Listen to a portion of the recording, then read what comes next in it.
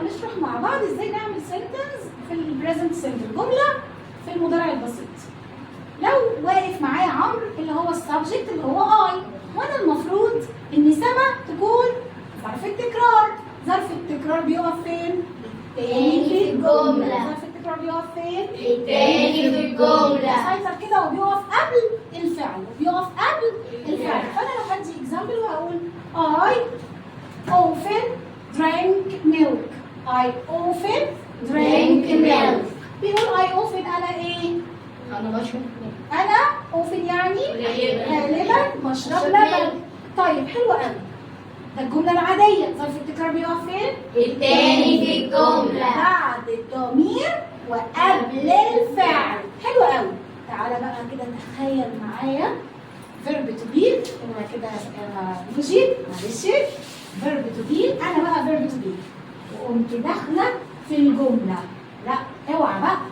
سما هتعمل ايه؟ بخاف وارجع لورا. سما هتخاف وتترعب. ليه؟ ظرف التكرار بيخاف من verb to be، وانا اللي بسيطر. حد بيخاف منه هتسيبه يقف؟ انت تقف قبليه ولا تقول له اتفضل اقف انت الاول؟ يبقى تاني سما ظرف التكرار. ظرف التكرار بيخاف من verb to be. يبقى مين يقف الاول يا سما؟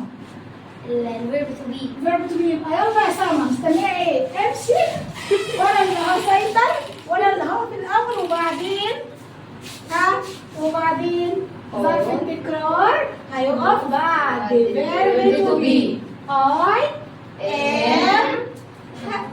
I am always happy.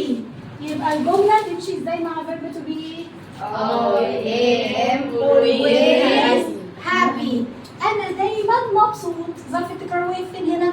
التاني. التالت ليه؟ عشان لها مين؟ verb to be. يبقى verb to be بيسيطر، بيخوف. بيخوف مين؟ ظرف التكرار. ظرف التكرار. excellent. برافو عليك.